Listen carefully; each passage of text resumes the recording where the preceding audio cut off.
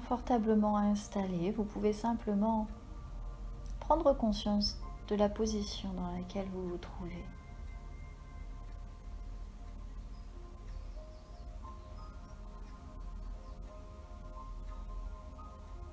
La position dont sont vos jambes, là maintenant.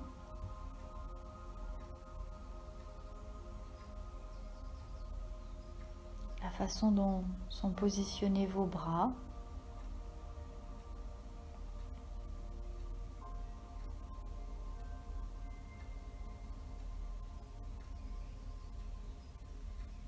Sentir la surface sur laquelle vous êtes installé.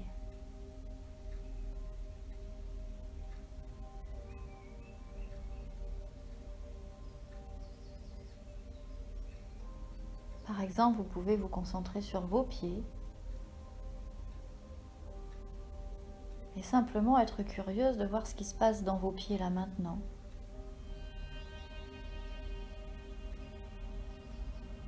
Peut-être il y en a un qui touche le sol, peut-être un autre ne le touche pas.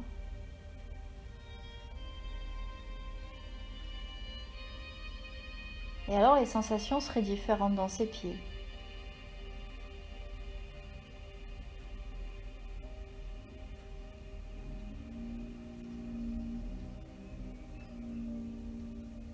Vous pouvez par exemple essayer de sentir le contact de vos chaussures avec vos pieds.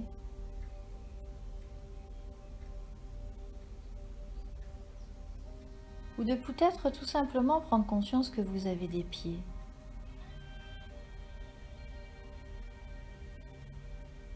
Car on utilise les pieds tous les jours et pour autant on n'est jamais vraiment conscient de leur présence. Un peu comme si le simple fait de nous porter était simplement suffisant et qu'il n'y avait pas forcément d'intérêt à s'intéresser à eux. Et pourtant, bien des choses se passent dans les pieds.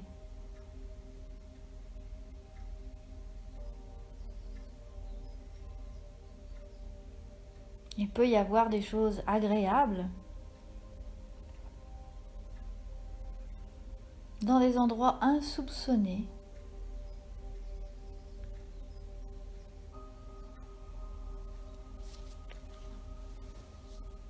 Qui se soucie vraiment des orteils? Et pour autant, vous pourriez être surprise de constater que peut-être, dans certains de vos orteils, il existe des sensations assez agréables.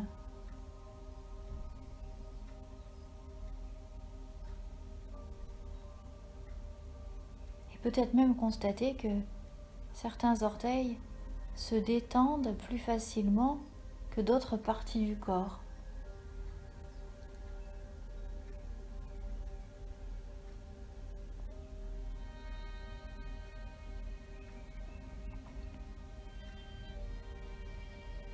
Et on sait que pour vous, lâcher prise est quelque chose qui n'est pas très évident. C'est pourquoi je vous propose, si vous êtes d'accord, de laisser une partie de vous vigilante, pendant qu'une autre partie pourrait expérimenter un lâcher-prise total. Par exemple, vous pourriez dire que un de vos pieds serait toujours là, pendant que l'autre pourrait simplement expérimenter la sensation du lâcher-prise.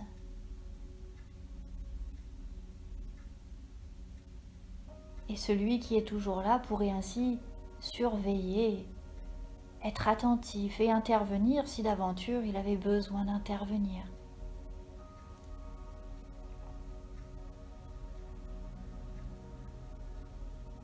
Et alors vous pourriez être curieuse de ce qui se passe dans le pied qui a l'autorisation de tout lâcher.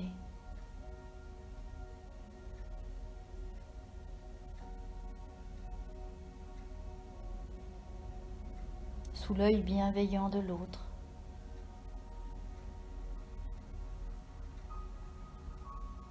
Et on pourrait ainsi même couper le corps en deux en se disant qu'une partie restera vigilante, attentive, pendant qu'une autre, elle, pourrait simplement expérimenter une détente profonde,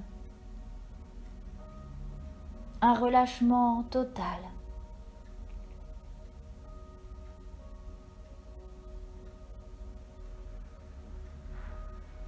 Et certes, peut-être dans votre corps, vous pourriez vous sentir un peu déséquilibré. Mais pour autant, vous pourriez aussi prendre plaisir à observer ces deux façons d'être.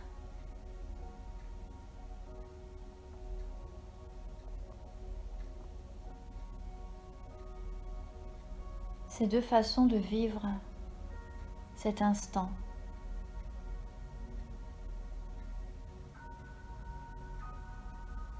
Et c'est marrant de voir comme on peut ainsi dissocier deux parties de soi. Vous pourriez, par exemple, le faire également avec vos oreilles.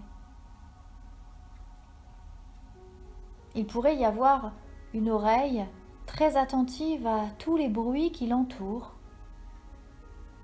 La musique, ma voix, peut-être le tic-tac de la pendule, peut-être le bruit des voitures à l'extérieur. Alors que l'autre oreille, elle, pourrait être attentive à des choses beaucoup plus subtiles. Elle pourrait entendre des mots que l'autre oreille n'entendrait pas. Elle pourrait être attentive à autre chose.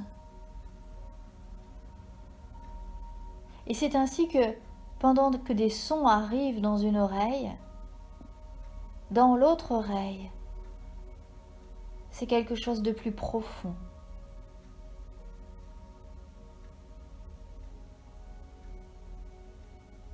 De différent.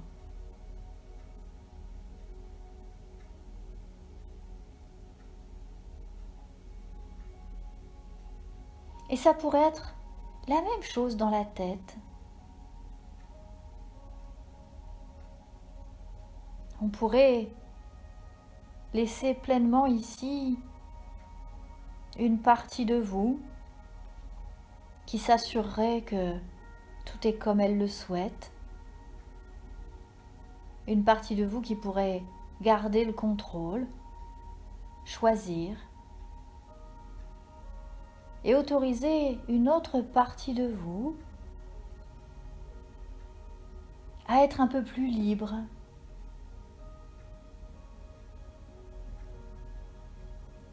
à prendre plaisir à faire des choses différentes.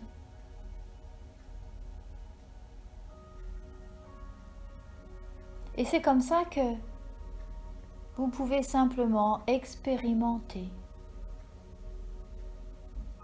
tout à la fois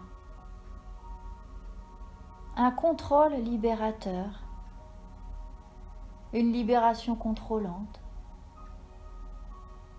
une prise qui se lâche, et un corps qui se détend quoi qu'il arrive.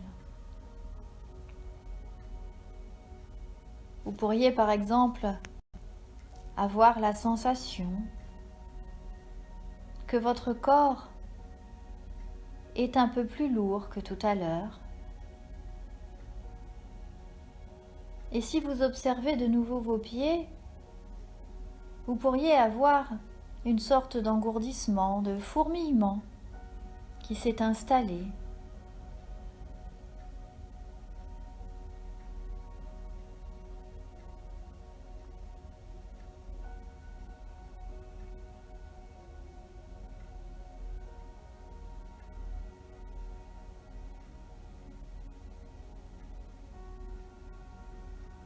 Tout comme dans vos mains.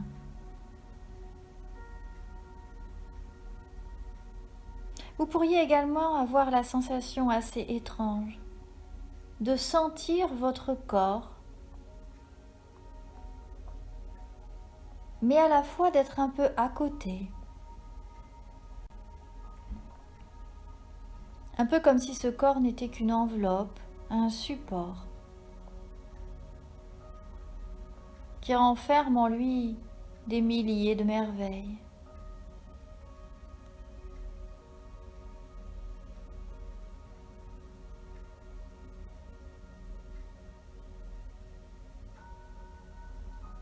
Et vous pourriez être simplement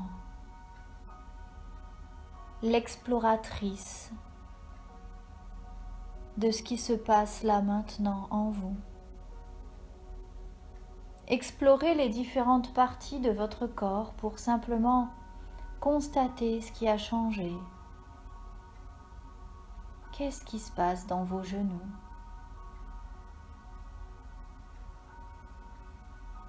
Qu'est-ce qui se passe dans vos épaules?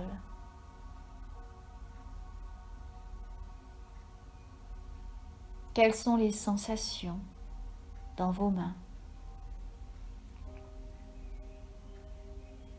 D'être curieuse de tout ce qui pourrait se produire. Un mouvement involontaire, un tressaillement.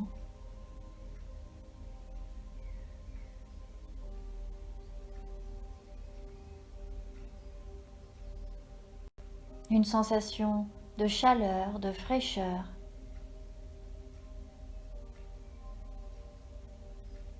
Peu importe.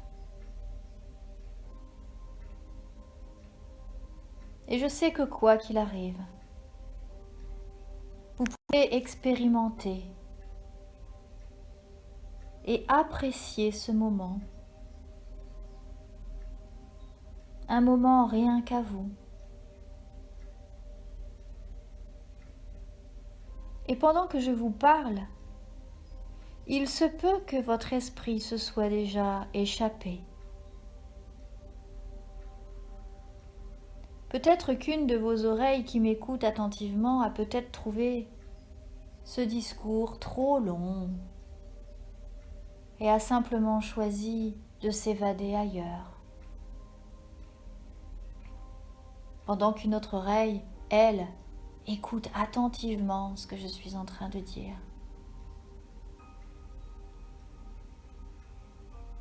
Et vous pourriez effectivement laisser partir ailleurs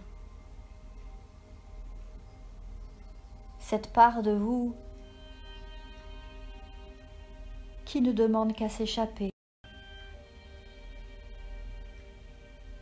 Et vous pourriez simplement choisir l'endroit où elle pourrait aller, en l'envoyant simplement dans un endroit agréable, confortable. Et ainsi pourrait apparaître à votre esprit l'image de cet endroit, de ce lieu où vous êtes simplement bien,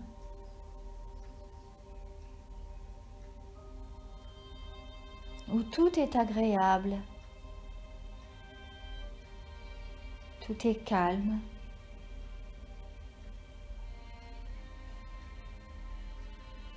Vous êtes sereine.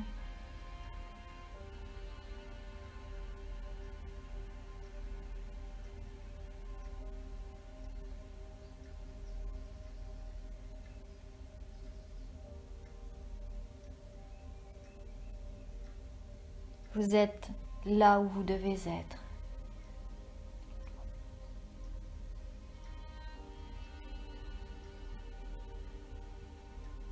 Et peut-être qu'une part de vous est en train de s'endormir, pendant qu'une autre rêve et se laisse transporter ailleurs.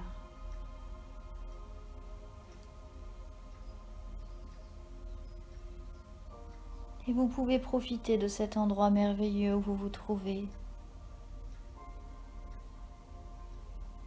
pour simplement apprécier,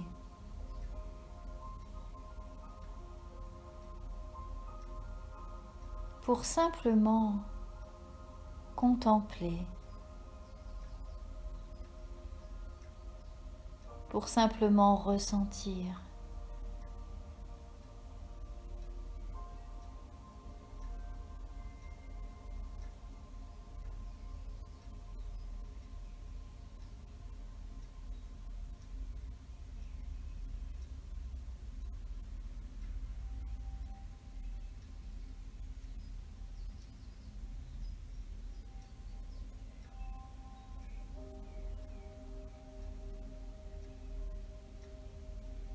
Et pendant que vous êtes dans ce rêve à semi-éveillé, semi-endormi,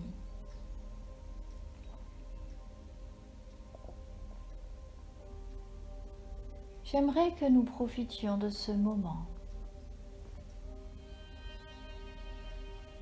pour faire le point sur vos choix, vos trajectoires, vos itinéraires.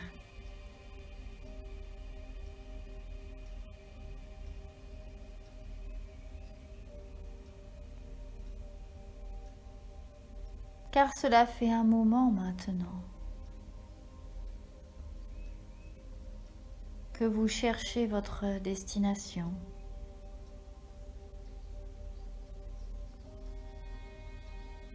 Vous avez été débarqué du navire. On vous a jeté à la mer.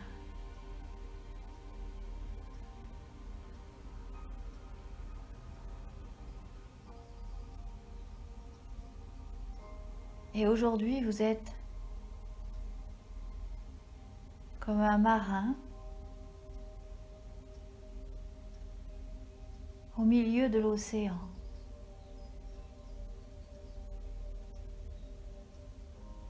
Et cela peut être très déstabilisant de se retrouver seul, là.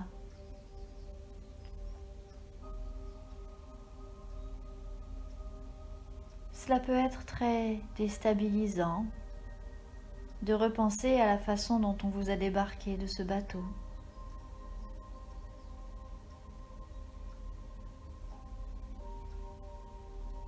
La force ou la violence de ce rejet. Mais aujourd'hui, vous n'avez, pour ainsi dire, pas le choix de pagayer. Cela fait maintenant plusieurs mois que vous êtes là, à vous demander ce que vous devez faire. Est-ce que vous devez essayer de rattraper le bateau et de remonter de force dessus? Est-ce que vous devez par tous les moyens essayer de trouver la terre ferme? Est-ce que vous devez attendre patiemment là, au gré du vent et des vagues? Ou est-ce que vous devez vous remettre à avancer?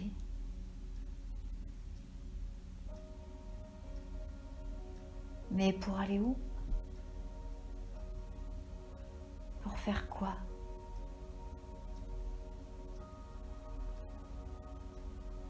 Car pour avancer, il faut y avoir un but, une destination, un objectif. Et peut-être pourriez-vous simplement commencer par là. Redéterminer votre objectif de vie, votre but, là, maintenant.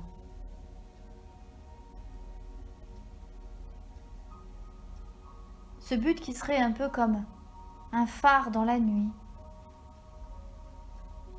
Ce but qui serait votre boussole.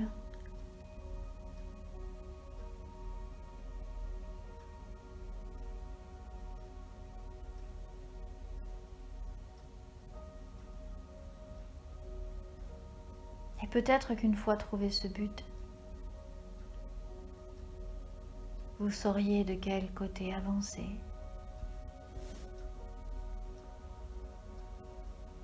Mais peut-être également que ce but n'est pas précis, qu'il est encore un peu flou. Alors, quoi qu'il arrive, il va falloir vous mettre en mouvement. Mais pour avancer, il faut encore en avoir envie. Il faut arrêter de regarder au loin, voir si vous ne voyez pas le bateau-mère. Il faut simplement accepter qu'il est déjà bien loin de vous. Le courant, le vent, l'a déjà emmené ailleurs.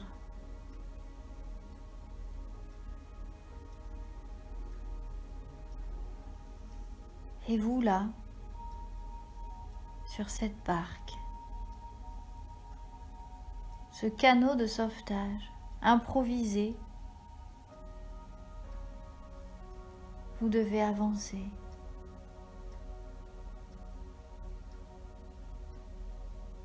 Alors vous savez, il y a fort longtemps, quand les marins étaient perdus en mer et qu'ils ne savaient plus vraiment où était leur destination, ils utilisaient les étoiles dans le ciel pour retrouver leur chemin.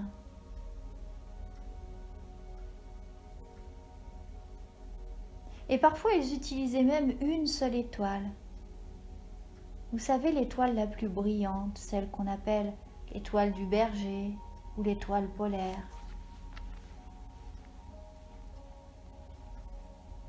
qui en réalité s'avère être simplement Vénus. Cette planète lumineuse, plus brillante que les autres, permettait ainsi aux navigateurs de ne pas se perdre et de garder leur cap et leur trajectoire.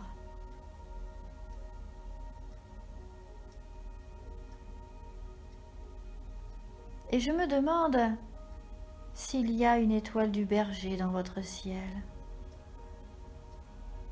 Est-ce qu'en levant la tête, en regardant les étoiles, vous pourriez peut-être trouver le chemin, la direction, par où aller?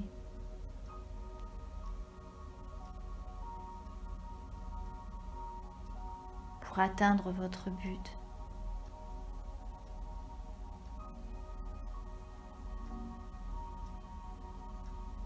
Et vous mettre simplement à avancer.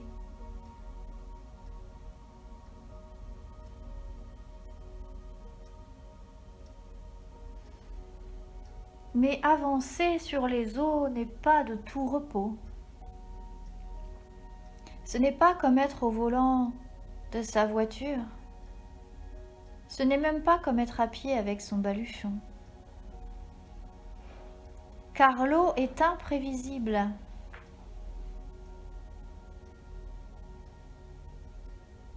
Il peut, à tout moment, avoir un changement de météo, du vent, de la pluie, de l'orage. Et ainsi, l'océan qui était tranquille jusqu'à maintenant peut devenir déchaîné. Il peut y avoir d'énormes vagues. Et vous pouvez vous retrouver ballotté de droite à gauche, vous sentir de nouveau perdu. Ne plus avoir de prise sur la trajectoire de votre embarcation. Et peut-être même que la tempête pourrait de nouveau remettre dans votre champ de visio le vaisseau-mère.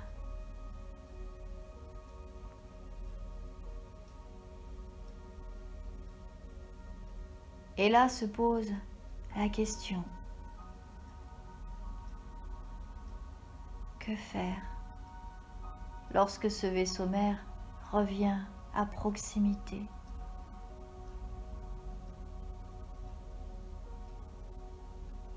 Qu'allez-vous choisir?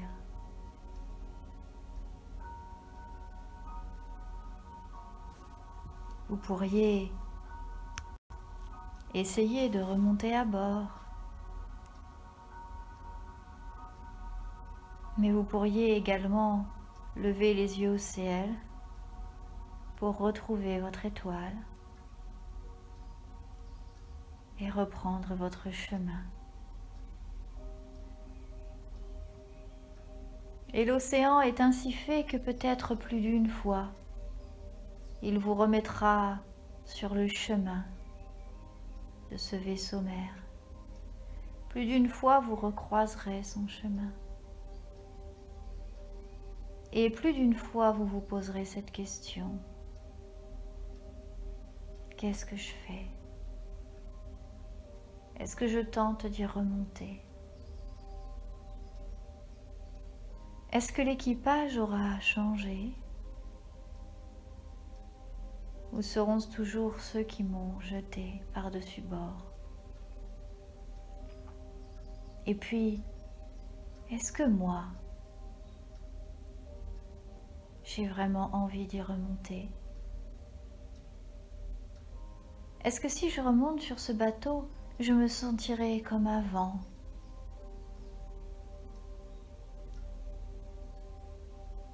Est-ce que j'ai envie d'essayer?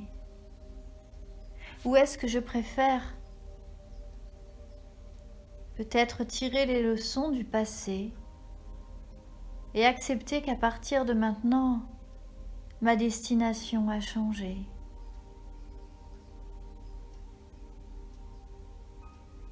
Que vous ne suivez plus les mêmes étoiles. Vous avancez d'un côté, pendant que l'autre navire avance de l'autre.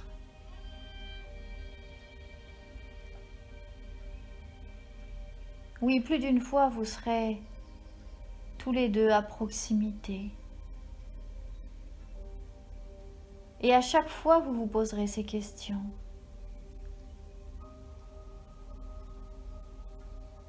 Et à chaque fois, vous trouverez la réponse.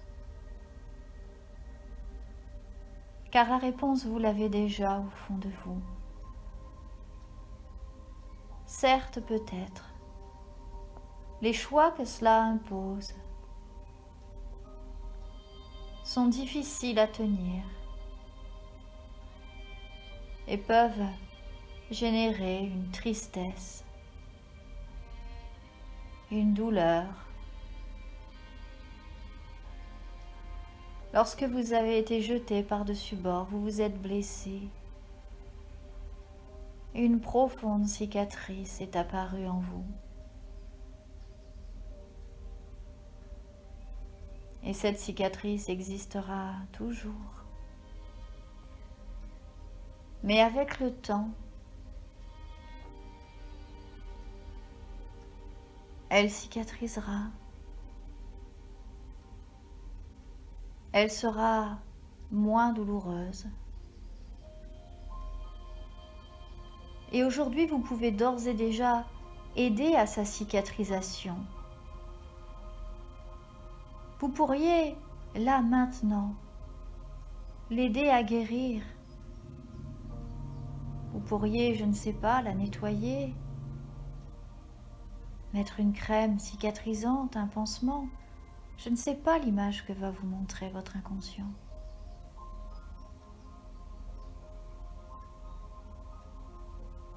Mais vous pourriez déjà, maintenant, là, lui montrer qu'il est temps pour elle, qu'elle guérisse. Bien sûr, vous garderez toujours la trace,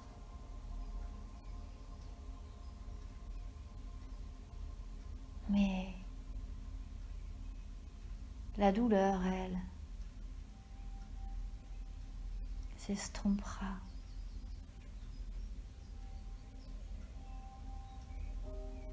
Et c'est un choix bien difficile que vous devez faire.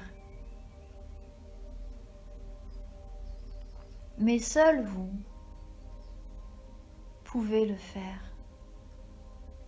Et peut-être que dans ce cadeau de sauvetage, ce radeau de survie dans lequel vous êtes, vous pourriez avoir l'envie là maintenant de faire apparaître un bateau un peu plus costaud.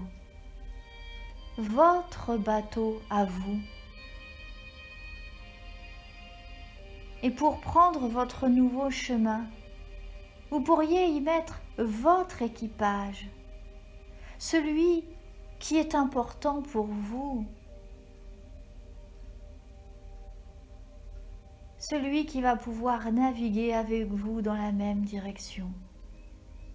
Peut-être est-il temps aujourd'hui de quitter ce radeau de survie et de trouver un bateau plus robuste afin de pouvoir être plus à l'aise pour naviguer et pour y faire monter avec vous l'équipage qui pourra vous aider dans ce voyage.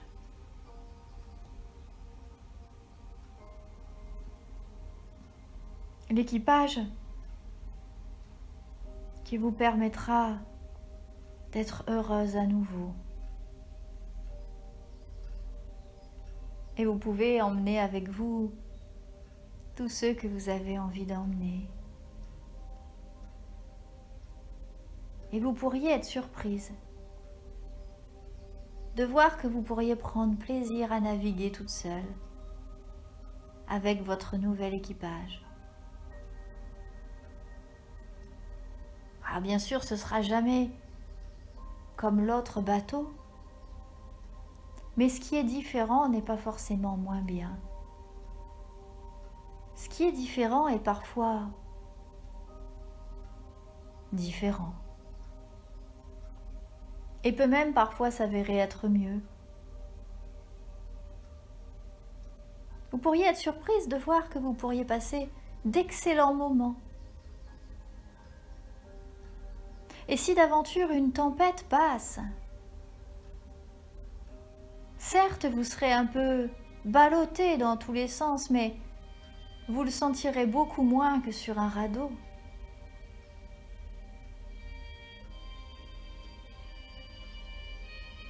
Et si d'aventure l'océan rapproche votre bateau de votre ancien vaisseau mère, vous seriez surprise de constater à quel point il devient facile de s'en éloigner,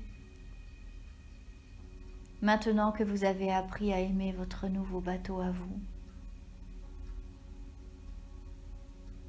Et rien ne vous empêche de faire signe à l'équipage de l'autre navire. Peu importe. Au fond de vous, vous saurez quoi faire quand il faudra le faire.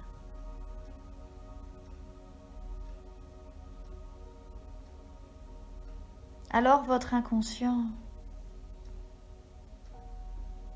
peut ancrer en vous tout ce qui vient d'être dit.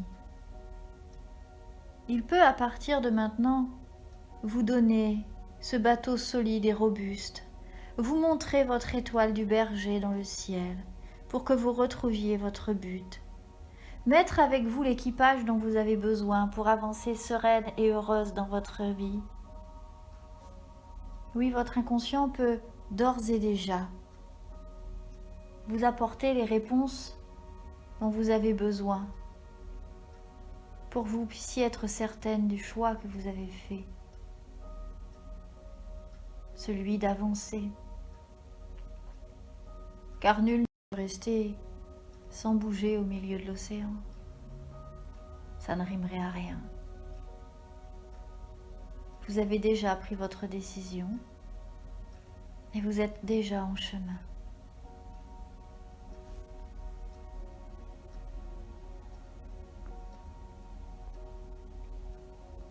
Alors il va être temps maintenant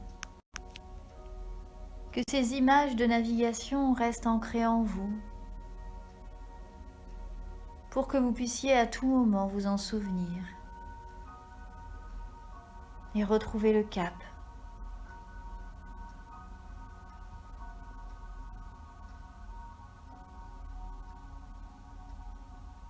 Et il va être temps maintenant pour vous de retrouver votre corps et vos sensations physiques. De nouveau pouvoir sentir vos pieds, vos mains, le contact de votre corps avec le fauteuil.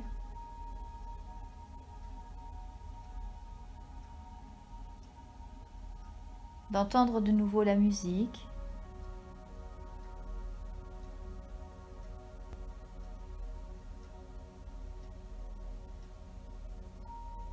De sentir de nouveau votre respiration.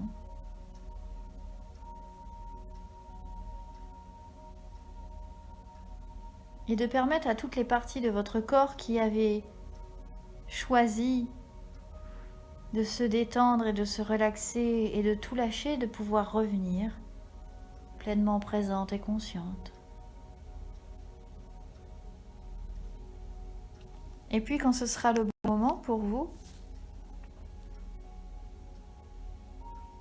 votre corps prendra une profonde respiration.